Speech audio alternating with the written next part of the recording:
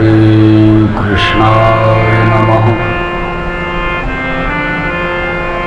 श्री गोपीजनवल्लभाय नमः। श्री आचार्य जी परम दयालवे श्रीमदाचार्य चरण कमलेभ्यो नमः। श्री गोसाई जी परम दयालवे नमः। श्री गुरु चरण रेणुभ्यो नमः।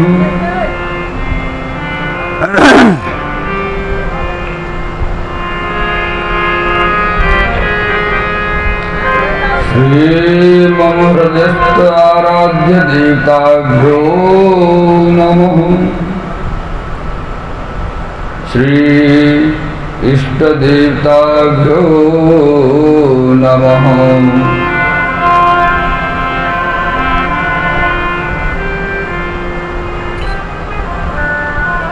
श्री स्थान देवताभ्यो नमः।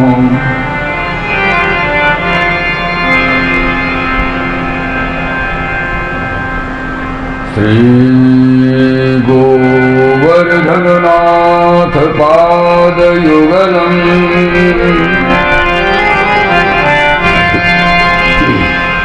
हयं वीणा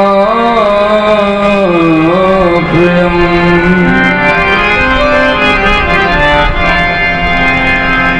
नित्यं श्रीमथुराधिपं सुखकरम् श्रीविठ्ठलेशं मुदः। श्रीमद्वारवतीश गोकुलपति श्री गोकुलेन्दुं विभुम् श्रीमन्मन्मथमोहनं नटवरम् श्रीबालकृष्णं भजे। प्रभो नन्दकुमारो मे स्वामिनी वृषभानुजा। कृतार्थोऽहं कृतार्थोऽहं कृतार्थोऽहं न संशयः।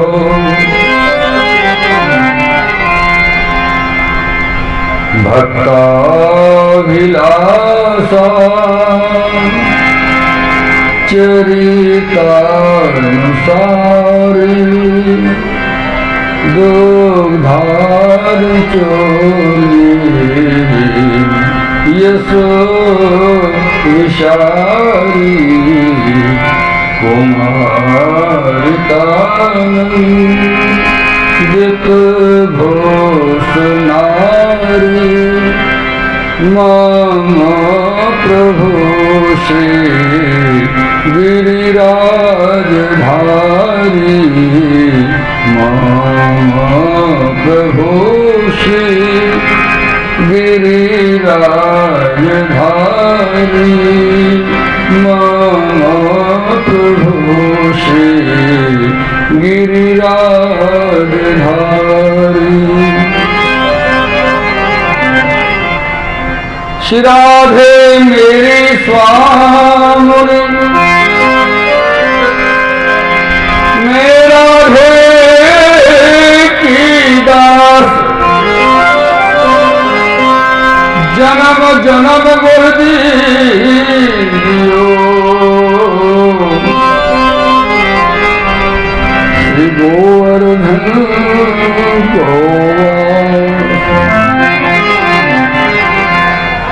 बोले श्री भागवत भगवान की जय। श्री व्यास जी महाराज की जय। श्री सुखदेव जी महाराज की जय। श्री परीक्षित जी महाराज की जय। जय श्री राम, जय श्री राम, जय श्री राम, जय श्याम।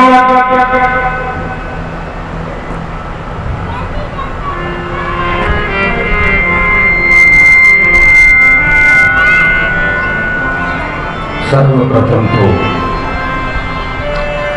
आप समस्त भगवत चरणानुरागी श्रोताजनों को व्यासपीठ से हमारा प्रणाम।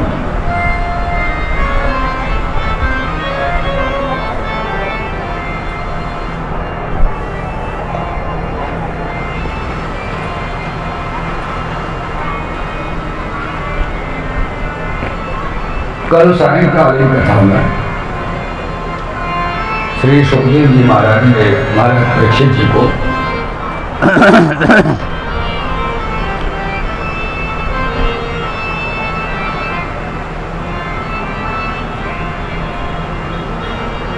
श्री दक्ष जी महाराज को पुनर्जीवन दान देने तक की कथा श्रवण कराई थी।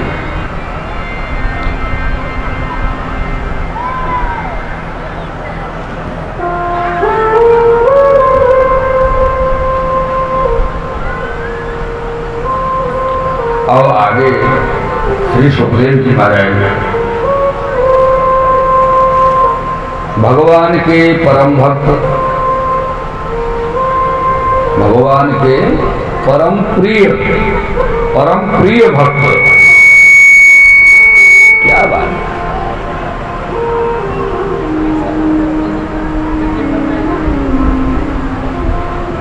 श्री ध्रुव जी महाराज का प्रसंग श्रवण कराने जा रहे हैं।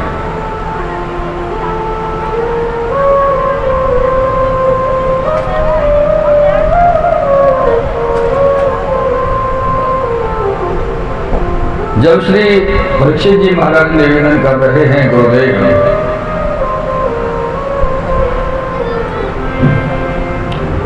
भगवान के परम प्रिय भक्त श्री ध्रुव जी महाराज का प्रसंग और ध्रुव जी महाराज की लीला किस तरह से हुई, आप कृपा करके वो श्रवण कराइए।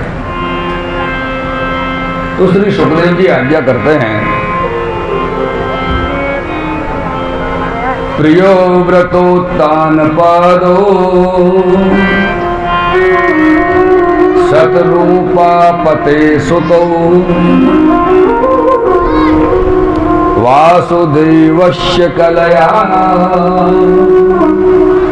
रक्ष्यायां जगता स्थितो। हे राजन, प्रियव्रत और उत्तानपाद ये दो भाई हैं।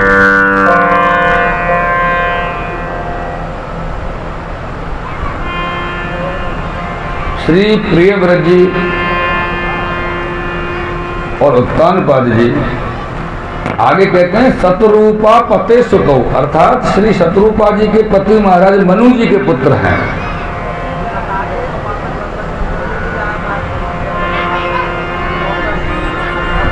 ये भगवान की अंश कला से उत्पन्न है, क्योंकि साधारण जीव नहीं थे।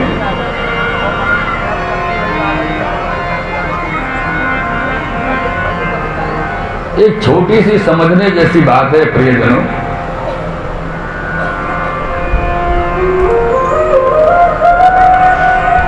आज शास्त्र प्रमाण के आधार पर ये कहा जाता है कि जीव मात्र भगवान का अंश है। हर जीव में भगवान स्थित है, विराजमान है। श्री तुलसीदास बाबा साहब ने भी तो बोला है ना, बाबा श्री तुलसीदास जी, ईश्वर अंश जीव अविनाशी।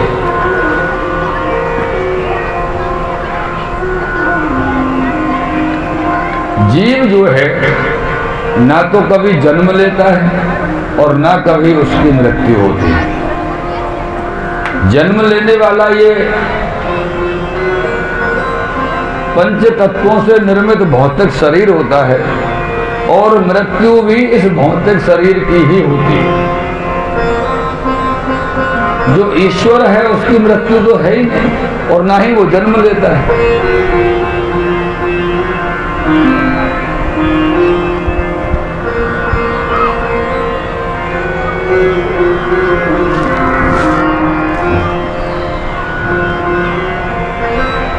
ये जो दोनों भाई हैं ये श्री मनु जी महाराज के पुत्र हैं।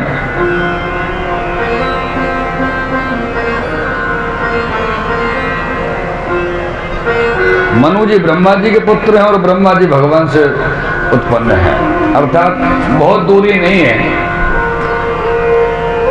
चौथी पीढ़ी पे ही है भगवान से।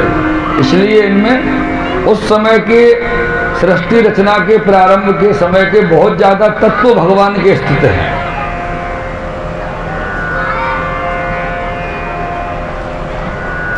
तो महाराज उत्तानपाद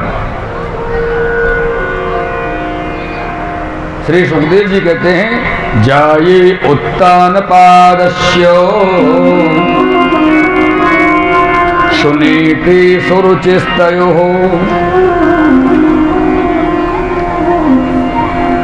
सुरुचि प्रेयसी पत्युर् नेतरा यत्सुतो ध्रुवः।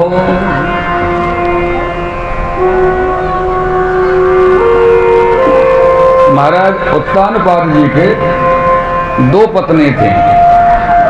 पहली पत्नी का नाम है सुनीति और दूसरी पत्नी का नाम है सुरुचि।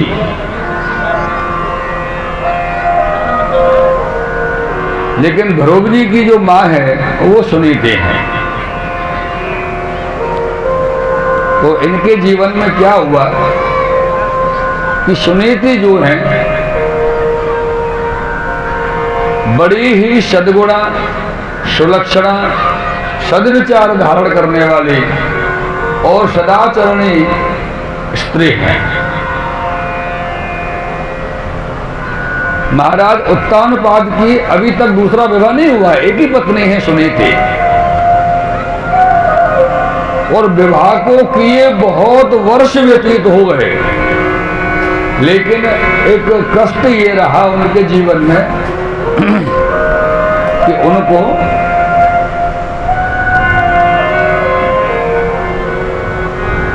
कोई संतान नहीं हुई। बोलो थोड़ा आवाज कम रखो, कम करो।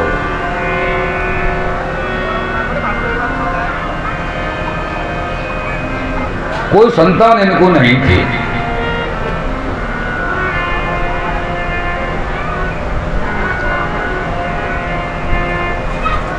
तो राजा के मन में एक विचार रहता था कि अगर एक संतान हो जाती, एक पुत्र हो जाता तो कम से कम राजकाज को तो संभाल लेता। अब मेरे बाद में राज्य को कौन संभालेगा, ऐसा उनके मन में विचार आता था। कई बार सुनीति भी अपने पति श्री उत्तानपाद जी महाराज को बोल चुकी थी कि महाराज आप मुझे क्षमा करें, मैं आपको जीवन में संतान सुख नहीं दे पाई, इसलिए मेरा निवेदन है कि आप कोई दूसरा विवाह कर लें। हो सकता है दूसरी स्त्री से आपको संतान हो जाए। एक संतान का होना तो बहुत जरूरी है। तो राजा महाराज उत्तानपाद जी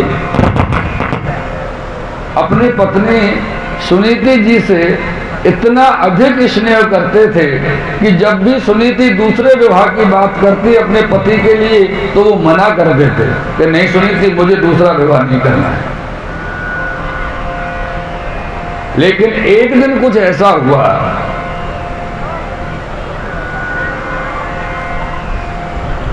कि राजा कहीं बाहर निकले थे घूमने फिरने के लिए, तो कोई एक सुंदर स्त्री, सुंदर कन्या राजा की दृष्टि पड़ी।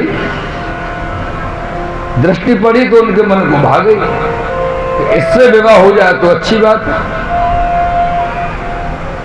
लेकिन बात यह था कि विवाह यदि कर लूंगा दूसरा तो सुनीति के साथ अन्याय हो जाएगा, दूसरा विवाह नहीं। मन भी हुआ और मन को मार भी लिया।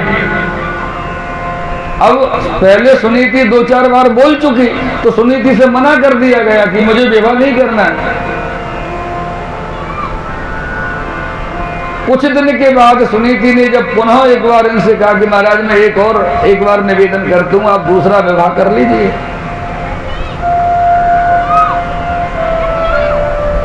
पता है क्या कारण था और निवेदन करने का?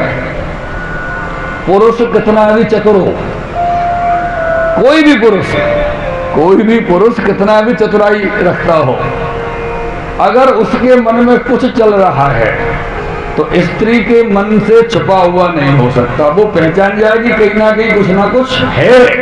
कितने भी चतुराई छुपा लो, छुपा नहीं सकते पुरुष के अंदर के भावों को। स्त्री सब पहचान जाती है।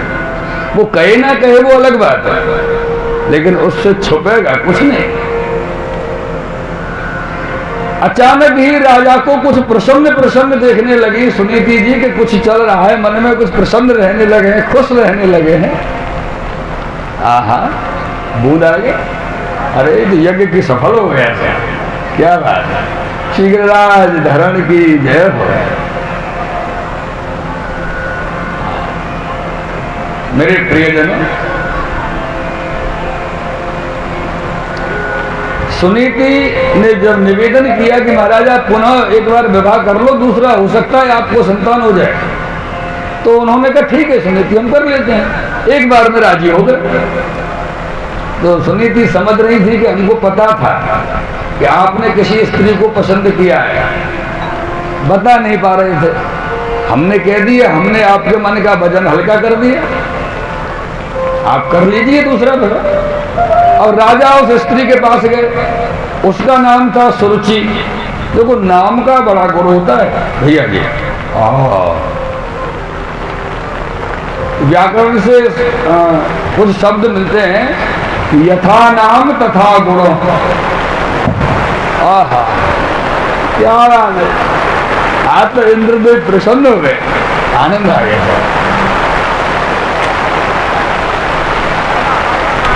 थोड़ा सा कीर्तन करा देते हैं।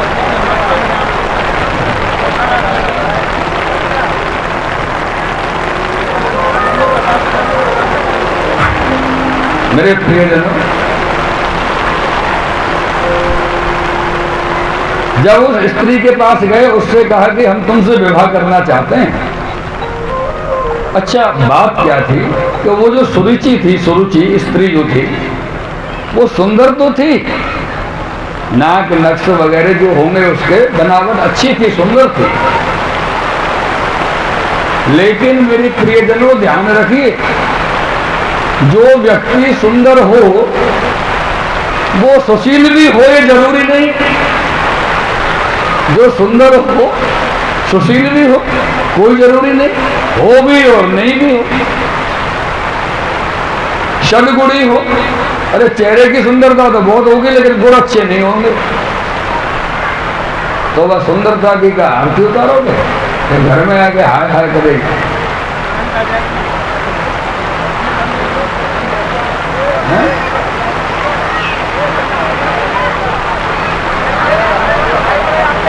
जय हो जय हो।